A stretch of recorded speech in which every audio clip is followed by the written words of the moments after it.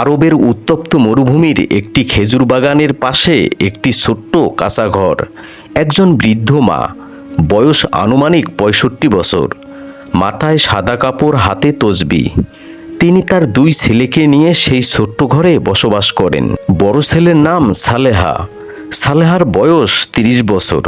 সালেহা অনেকটা ধৈর্যশীল এবং আল্লাহভীরু। ছোট ছেলে আমির, বয়স ২৫ বছর। আমির অনেকটা দুনিয়ামুখী এবং রুক্ষ স্বভাবের। বৃদ্ধ মা তাদেরকে ভালোবাসার মধ্যে গড়ে তুলেছেন, কিন্তু সময় বদলেছে। এখন সংসারে অভাব, আর সেই অভাব ছোট ছেলের মনকে করে তুলেছে অধৈর্য। এক সন্ধ্যায় বৃদ্ধ মা বললেন, সালেহা, আমির, আমি চাই তোমরা আল্লাহর ওপর ভরসা করে মরুভূমির ওপারে ব্যবসার জন্য যাও, কিন্তু প্রতিদিন তোমরা নামাজ পড়ো আর পরস্পরের উপর বিশ্বাস রাখো। সালেহা মাথা নিচু করে বলে, আম্মা, আপনি আমাদের জন্য দোয়া করবেন। কিন্তু আমির চুপচাপ মুখ ফিরিয়ে নেয়। এরপর পরের দিন ভোরবেলা ২ ভাই একটি উটে করে মরুভূমির উদ্দেশ্যে রওনা হয়। রোদ যেন আকাশ থেকে আগুন ঢালছে। পথের মাঝে সালেহা বারবার নামাজের সময় হলে থামে। আমির বিরক্ত হয়ে বলে, এই মরুভূমিতে নামাজ দিয়ে কি হবে ভাই? আগে চলো, তা না হলে আমরা এই মরুভূমিতেই মারা পড়ব। সালেহা শুধু মৃদু হেসে বলে, যে মরুভূমি আল্লাহর, তার মধ্যেই তো তার কাছে মাথা নত করতে হবে।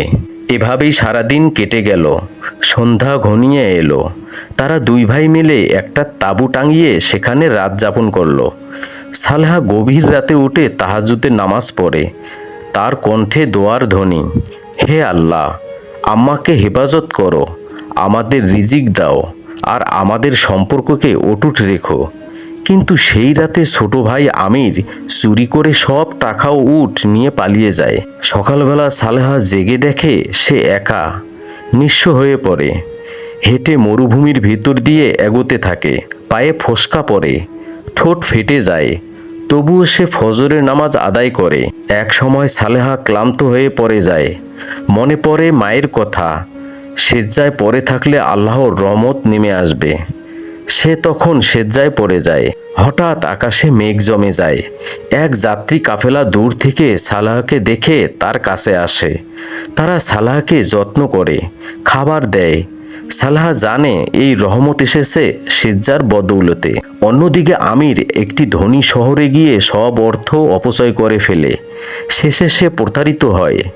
চোর সন্দেহে ধরা পড়ে সে। জেলে বসে সে কাঁদতে কাঁদতে বলে, আম্মার দোয়া না থাকলে মানুষ কেমন পশু হয়ে যায়। আমি ভাইয়ের সঙ্গে যা করলাম। কিছুদিন পর সালেহা আবারও বাড়িতে ফিরে আসে। মা কাঁদতে কাঁদতে জড়িয়ে ধরেন। সালেহা তখন বলে, আম্মা, আপনার দোয়া আর সেজ্জাই আমাকে বাঁচিয়েছে। ঠিক তার কয়েক মাস পর আমিরও বাড়িতে ফিরে আসে, কিন্তু লজ্জায় মাথা নিচু। মা কিছু না বলে আমিরকে বুকে জড়িয়ে বললেন, তুমি ফিরে এসেছো বাবা, আল্লাহর রহমত তো এখানেই। এরপর বৃদ্ধ মা এবং ২ ভাই একসাথে নামাজে দাঁড়ায়। সালেহা ইমামতি করে। মা পাশে বসে দোয়া করেন, হে দয়াময়, আমার ২ সন্তানকে হেদায়ত দাও। আমাদের ঘরে রিজিক কম থাকলেও যেন ঈমানি শক্তি বেশি থাকে। এই গল্পের মোরাল অব দ্য স্টোরি হলো, একজন মায়ের দোয়া ও একজন বান্দার সেজ্জা কখনো ব্যর্থ হয় না। দুনিয়া বেদনাময় হতে পারে, কিন্তু সেজ্জায় ঝরে পড়ে আল্লাহর শান্তি।